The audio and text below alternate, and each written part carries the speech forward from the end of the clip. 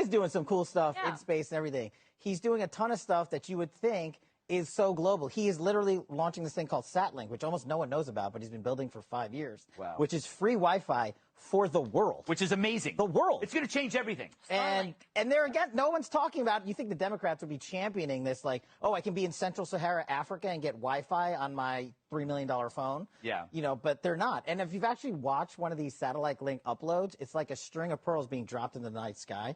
It's really cool. I mean, we're all paying for it. This is why he's so rich. DOD's biggest contractor is Elon Musk. That's right. Oh, very interesting. I just learned something. I didn't. I'll never get hired from him now. Can you edit that out? Yeah. Drop it on the floor. Do you know, Joe, does the government deserve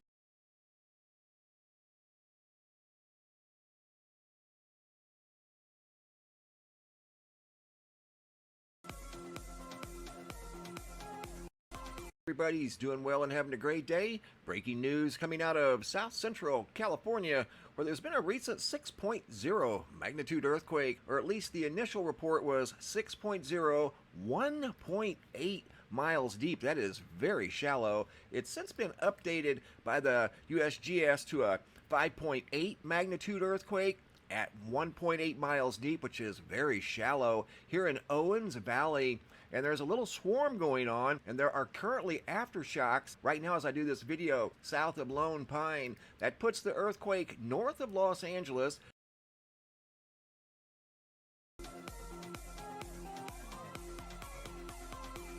Hey, what's up, guys? Quick video update here on a recent earthquake within the last 30 minutes. A 5.9, very shallow earthquake off the coast of Northern California. That would be down in the southern Cascadia subduction zone. This fault line you see right there runs right through San Francisco Bay. This quake was a shallow 2.2 kilometers. That's about 1.4 miles deep. 5.9 in magnitude. That could change. It could go up a little bit, could go down a little bit, and more than likely there could be aftershocks. Looking at the seismographs, a little too early to see any action as it just happened with a small swarm has just occurred in Southern California. 4 quakes in 10 minutes. Largest being a 5.7, about 60 miles from the coast. Its position with respect to the San Andreas Fault, just below the southern tip. I mean, I'm talking within probably 15 miles of the southern tip of the San Andreas Fault. Starts at the northern edge of the Salton Sea. This is the San Andreas Fault as it runs through California. On the map, you can see it starts at the Salton Sea. I think it's just a little more to the right of it, but we'll go with this map. It's pretty close anyway. Look at it on Google Earth, and what is that, 15 miles? 10 miles? Let's look and see. 24 miles from the southern tip of the San Andreas. So I don't think it was officially a quake in the San Andreas, and not only that, I'm talking about the bigger one, the 5.7. It has been downgraded already. Wow, they downgraded that as I've been on here. That 5.7 just went down to a 3.3 as I'm doing the video. You saw it, it was just a 5.7. And I'm going to leave this video as is. That was a 5.7 that was 1.3 kilometers deep. That's like a half a mile. When you talk about near the surface, that's about as close to the surface as you can get. And that was right in this area here. So we've got it on video. I'm going to leave it on the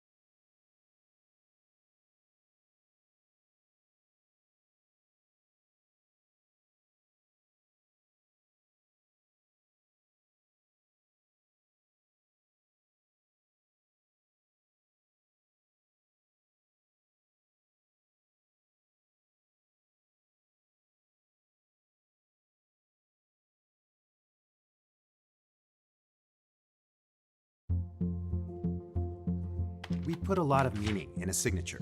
It signifies the start of something great. And now I like the tie, got one like that. Good morning, Acting Secretary Miller and distinguished guests. We are gathered today for a signing ceremony to implement the reforms outlined in Section 922 of the fiscal year 2017 National Defense Authorization Act. For nearly 4 years, the Department of Defense has planned and prepared to implement this important legislation. It not only strengthens the role of the Assistant Secretary of Defense for Special Operations and Low-Intensity Conflict as a senior civilian for special operations within the department, but it also reinforces the partnership with the commander of the United States Special Operations Command. Ladies and gentlemen, we'll have opening remarks from the Acting Undersecretary of Defense for Intelligence and Security, Mr. Ezra Cohen. Mr. Secretary, on behalf of the men and women of U.S. Special Operations, especially Army Special Operations, welcome home. We are honored that you have returned to your roots on this historic day on hallowed ground. Today, the Department of Defense has started the process of formalizing what we have long known, the fundamental role of U.S. Special Operations in defense and foreign policy by elevating Special Operations forces to a level on par with military departments as authorized and directed by Congress. As we enact these reforms, we follow the vision of President John F. Kennedy, who predicted the rise of special operations nearly 60 years ago. He foresaw, quote, another type of war, new in its intensity, ancient in its origin, that would require a whole new kind of strategy, a wholly different kind of force, forces which are too unconventional to be called conventional forces, which are growing in number and importance and significance. President Kennedy gave these remarks at the opening of the nuclear age, when the Pentagon was primarily organized to plan and direct large conventional operations against superpowers, not special operations short of overt declared conflict. The global demands for special operations forces then and now has confirmed President Kennedy's foresight. And now, under the leadership of President Trump, we are fully realizing President Kennedy's prescient view of special operations forces. It is fitting that we are again entering an era of great power competition as we gather to affirm the importance of the special operations community. Then as now, I know special operations forces will play a vital role, and by the historic reforms we have enacted today, we will ensure special operations forces has a civilian advocate commensurate to the secretaries of the other military departments. I am honored to serve as your service secretary. Thank you very much.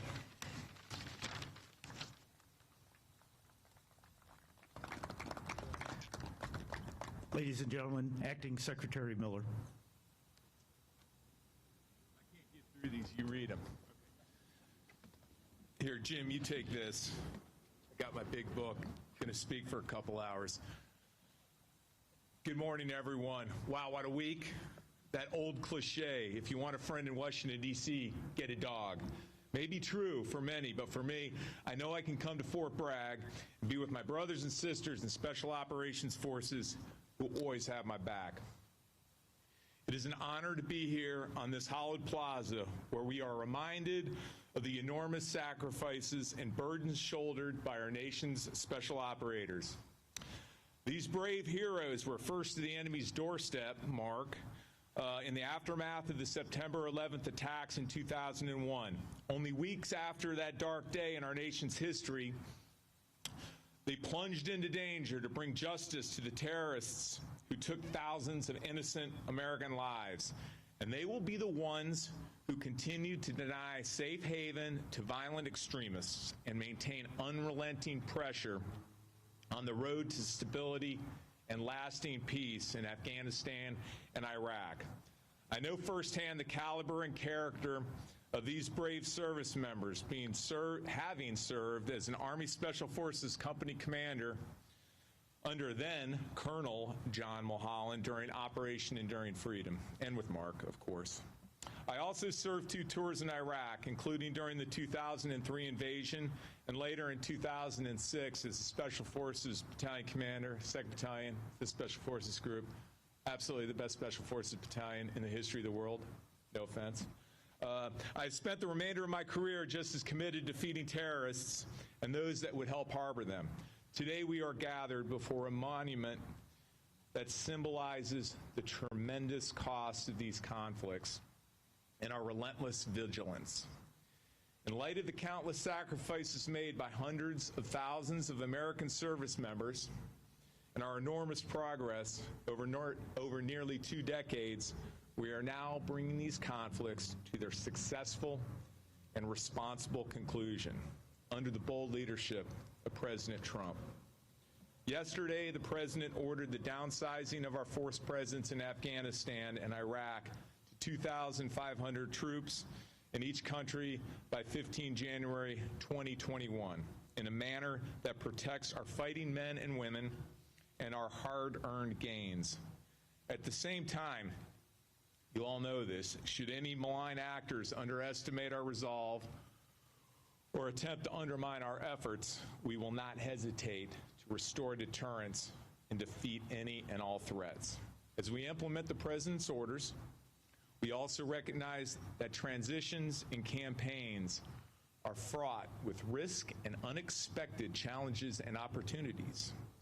That is why I am here today to announce, this is an omen, I'm here today to announce that I have directed the Special Operations civilian leadership to report directly to me instead of through the current bureaucratic channels. This historic step finalizes what Congress has authorized and directed and will put Special Operations Command on par with the military services for the first time. This reform will immediately improve agility to the department and the command and will enable us to streamline information flow, enhance decision-making, and more adaptly and adeptly support our commanders and their superb soldiers, sailors, airmen, and Marines. Change is often tectonic in the Department of Defense. This is by design, and as our history shows, has served the nation very well. Today's reform is directly aligned with all 3 of my priorities as outlined in my message to the force on Monday. First, bring the current war to an end in a responsible manner that guarantees the security of our citizens. 2, continue implementing the National Defense Strategy with an emphasis on transforming the department for great power competition. And 3, accelerate the department's activities to contribute to our whole of government effort to combat transnational threats. I also want to highlight that this particular change has been analyzed, debated, and refined over the course of the past 30 years, since the creation of Special Operations Command and the creation of the Assistant Secretary of Defense for Special Operations Low Intensity Conflict by the Nunn-Cohen Amendment to the Goldwater-Nichols Act of 1987. I have closely studied and been intimately involved in these efforts. I personally think Solik deserves to be an Undersecretary of Defense, but unfortunately that's beyond my authority and purview at this time. But I know future generations will take that one on. Today, as we chart a clear path forward for our special operators, we proudly stand on the shoulders of the giants who came before us. Colonel Aaron Bank, founder of the U.S. Army Special Forces. Major Richard Dick Meadows of the U.S. Army Special Forces is memorialized in a statue nearby. Major General Johnny Allison, founder, U.S. Air Force Special Operations. Captain Phil Bucklew, whose name adorns the Naval Special Warfare Center in Coronado, California. Brigadier General Evans Carlson, we're the Devil Dogs. What an incredible commander. An influential commander of the earliest Marine Raiders. Major General Jack Singlaub, a trailblazer among Special Operations Forces. Former Army Secretary John Marsh, a vocal advocate for soft improvements in the wake of Operation Eagle Claw. And more recently, Colonel Retired Dave Maxwell, United States Army Special Forces. Lieutenant Generals John Mulholland and Charles Cleveland. Charles Cleveland. He's always Charlie Cleveland. That's good to see it formalized there. They're now retired senior leaders in the Special Operations community. We also acknowledge the leaders in Congress who were a driving force behind the Nunn-Cohen reorganization. I'm reminded of the late Congressman Dan Daniel from Virginia, an early and influential proponent of Special Operations reform, and Jim Locker, who was instrumental in garnering bipartisan support for the reorganization and later became the Assistant Secretary of Defense for Special Operations Low Intensity Conflict. We have to remember, though, behind these titans stood an enormous group of dedicated patriots, many that have served in this building, who did the heavy lifting to create what ultimately became U.S. Special Operations Command, a national treasure, unparalleled in the world.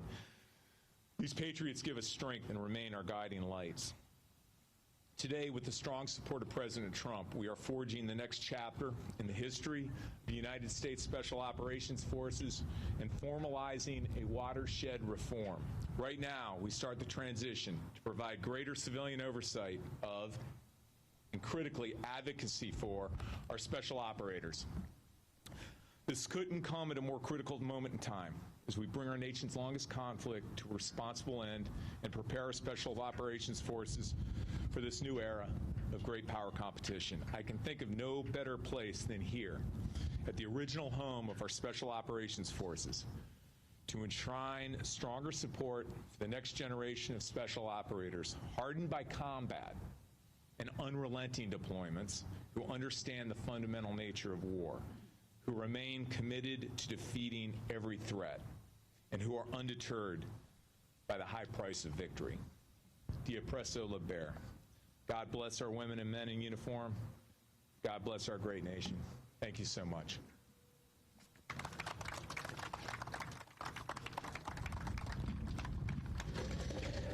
Ladies and gentlemen, joining Acting Secretary Miller for the signing, Dr. Joseph.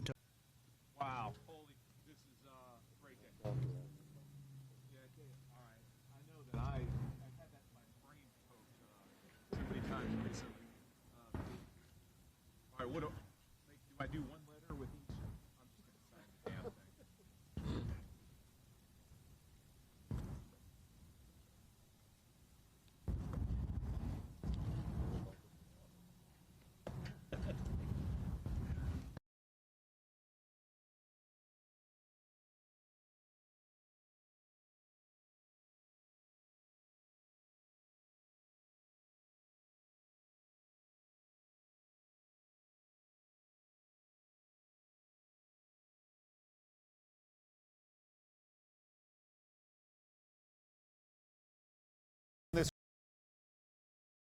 This Christmas morning, as we continue our breaking news coverage of a huge explosion. Nick Barris in the 5 Alert Center. Nick, I understand you have spoken with a witness. What have you learned? Yeah, Roy, this is getting to the heart of the question of what was it exactly that led law enforcement to believe that this RV on 2nd Avenue was suspicious. What drew them to that location and why? And it's really a critical question being asked right now, and I think we have some answers to that question. I talked about it earlier in one of my live hits, and now we have one of the witnesses, a resident who lives right down there, joining us on the phone right now to talk about what it was she saw. And this, folks, is very interesting. Let me make sure we've got her on the line. Can you hear me, ma'am? Yes, I can. Okay, thank you so much for joining us. If you would, real quickly, could you please give us an idea of where you live, proximity to this RV, and then we'll get into what happened this morning. Okay, I live at 166 2nd Avenue North. That's the building where the melting pot is located and Rodizio. And the RV was parked right outside of our window. We're on the 3rd floor, and the RV was directly across the street from our apartment. Okay, so now let's go to what you told me and what I know authorities are looking into as well. It was around 5 or 5:30 this morning that you were awakened, and walk me through it to the sound of gunshots initially. Exactly. Between 5 and 5:30 a.m., we heard very loud gunshots, repetitive, like 5 to 6 shots. I'm not sure, but very loud, and that woke us up. But we only heard it for a minute, and we just thought maybe, you don't know. You live downtown, you hear things. We've been living there for 15 years. Well, about 5 minutes later, we heard it again. And then I realized, and it was in the same place right outside of our window, basically on the street. So I called 911 for the first time at 5:32 this morning was my 911 call to say that I had heard gunshots. Well, then I went downstairs. We have a 2-level apartment, and I looked out the shades of my window, which I was a little bit afraid to raise because of the gunshots were so close. And I saw an RV directly out front across the street. And I began to hear a broadcast like a recording coming from the RV. And it was saying, this vehicle has a bomb. If you can hear this message, you need to evacuate. And all that was happening. And it was still, that went on for about 30 minutes. But then the RV message changed and said, you have 15 minutes to evacuate. And then we heard 14 minutes. Well, I went downstairs and I looked out on the sidewalk and I saw that police were at both ends. By the way, I did see a police officer earlier between 5:30 and 6 a.m. walk around the RV. Okay, and 911 told me that police had responded. So they had responded, and we'll take it from there then. So what you're saying you heard at some point, and maybe this was something law enforcement had already been alerted to, was some kind of an announcement coming from the RV. I think you mentioned to me, did you not, it sounded recorded, a male voice, but you never saw any individual inside the RV. No, I couldn't see inside the RV. It was parked facing in an opposite direction, so I never saw the windshield. And, I was listening to something that I think you guys just played on the news, and now I'm not as positive it was a male voice, but it was definitely a recorded voice. A recorded voice, okay. Consistent, saying, evacuate this area. This vehicle is a bomb. It has a bomb. And then it started the countdown, and the last count we heard was 8 minutes, and we were in our cars driving across the river. But then it didn't go off until sometime after that. Okay, so do you think you made it across, you went over to Nissan Stadium, maybe in the parking area there, the countdown, and watched our building, and we were looking right at our building, and we knew we couldn't hear the countdown at that point, but we knew from the time that we left, 20 minutes had passed, and there hadn't been an explosion, so we started driving back. We came back across KVD Bridge, and we're going to turn down 2nd Avenue. In fact, we made it almost down. We were on 2nd Avenue.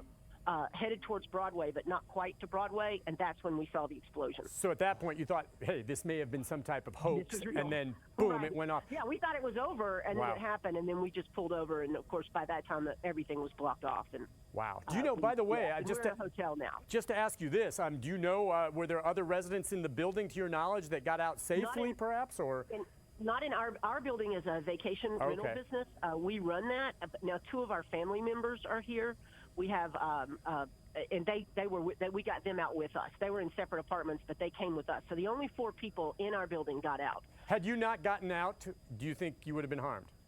Oh, definitely. You all been showing it on here. We're the building straight across from the explosion. The whole front of our building is blown up. So you might have been killed. You might have been killed if not for that warning. Yes, if not for the warning. If that person had just detonated that bomb with no warning and no gunshots, we would have been either very seriously injured or killed. Let me ask you this, too. As someone who's familiar, obviously, very familiar with 2nd Avenue, the fact that there would have been an RV parked there along that stretch on Christmas morning, that unto itself, by itself, just sitting there, is not all that unusual, would it be? There were other vehicles parked on the road. That wouldn't have been suspicious by itself, would it? No, it wouldn't have, and especially because it's the holidays and people know that parking's not being enforced. I would have assumed that was some family visiting somebody, and they just parked their RV there. So it's your belief then that the early response from law enforcement, and obviously how you were able to get out of there, is because of combination, the gunshots, which really right now we can't really explain what those were all about, and then the warning from the vehicle. Exactly. Yeah, the gunshots, and I mentioned this before, and I'm not sure of this, but the gunshots were so loud, there is a possibility. We've wondered now if they weren't a recording that came from the vehicle as well. Interesting. We don't know that, but as we've reflected back on it, because we heard it 3 times, it was exactly the same. We wonder now if we weren't listening to a recording, but we don't know.